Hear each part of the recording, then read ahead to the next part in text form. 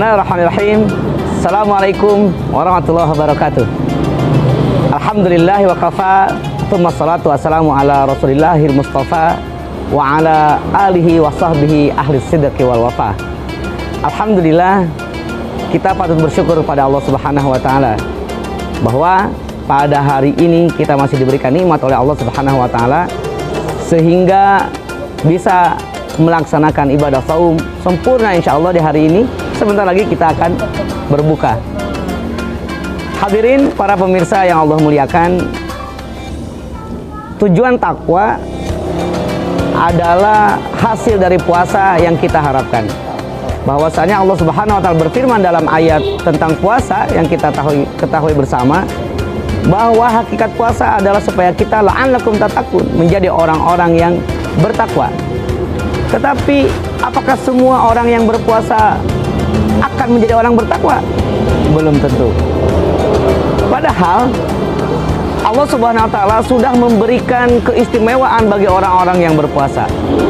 Rasulullah SAW bersabda dalam sebuah hadis, "Kullu amal ibni Adam", setiap semua amal ibnu Adam, semua amal manusia yang beriman tentunya akan dilipat gandakan. Setiap kebaikannya itu menjadi 10 kebaikan.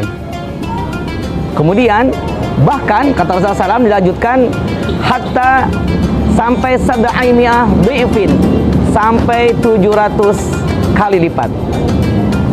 Ketika Rasulullah SAW menyampaikan hadis ini, beliau juga menambahkan, qala Allahu azza wa jalla, bahwasanya Allah Subhanahu wa taala berfirman, illa saum, kecuali saum, kecuali puasa.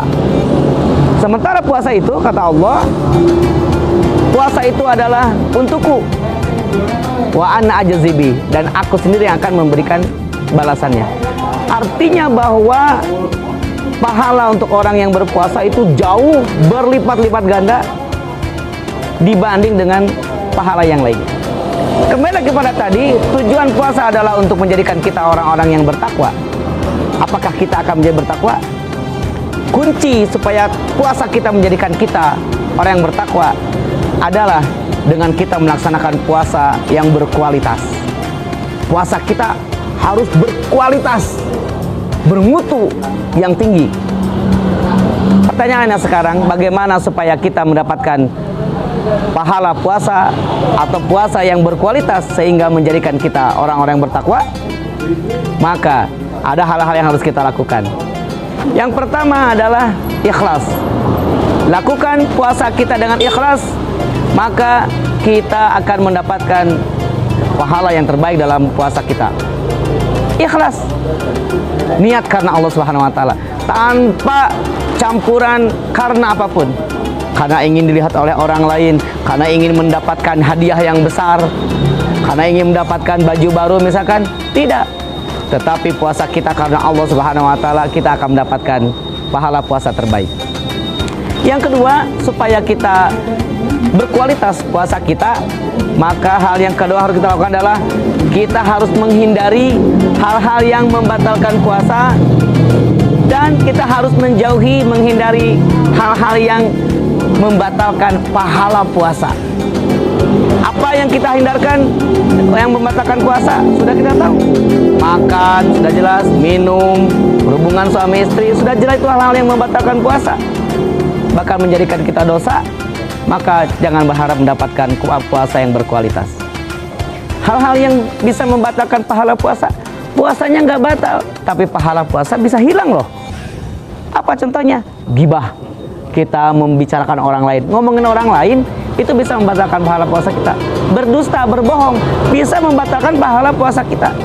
Alih-alih mendapatkan puasa yang berkualitas, malah puasa kita tidak dapat apa-apa. Seperti Rasul sampaikan, kam min shaimin, cuma sedikit loh orang yang berpuasa yang mendapatkan pahala yang banyak, yang besar, yang sempurna.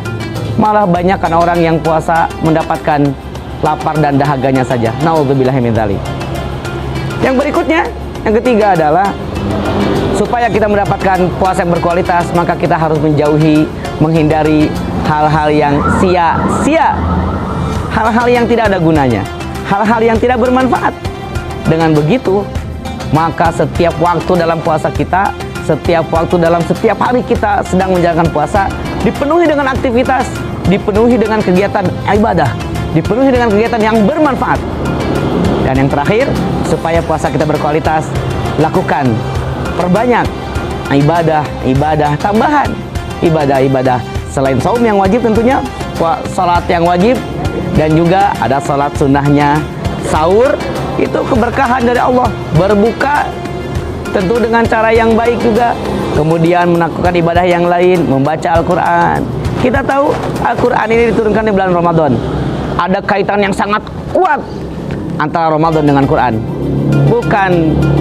Bukan hal yang sepele itu Allah sampaikan dalam Al-Quran, syahrul Ramadan alladzi unzila fihil Quran.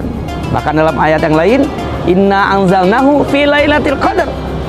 Allah turunkan Al-Quran di bulan Ramadan pada Lailatul Qadar, maka ada keistimewaan tersendiri. Penuhi hari-hari kita dengan membaca Al-Quran, penuhi hari-hari kita dengan berinteraksi dengan Al-Quran, maka kita akan mendapatkan puasa yang berkualitas. Saya ulangi sedikit, para pemirsa yang budiman, yang Allah muliakan dimanapun Anda berada, supaya kita mendapatkan puasa yang berkualitas dan menjadikan kita orang yang bertakwa. Yang pertama, barengi puasa kita dengan ikhlas. Yang kedua, hindari hal-hal yang bisa membatalkan puasa dan membatalkan pahala puasa. Hindari, jauhi hal-hal yang sia-sia.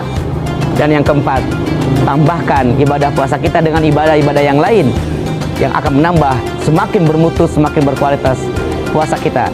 Semoga kita bisa mendapatkan itu semua dan kita menjadi orang-orang yang bertakwa sesuai dengan tujuan target dari puasa kita. Aku qouli hadza wa astaghfirullahi wa lakum wa lakum minkum.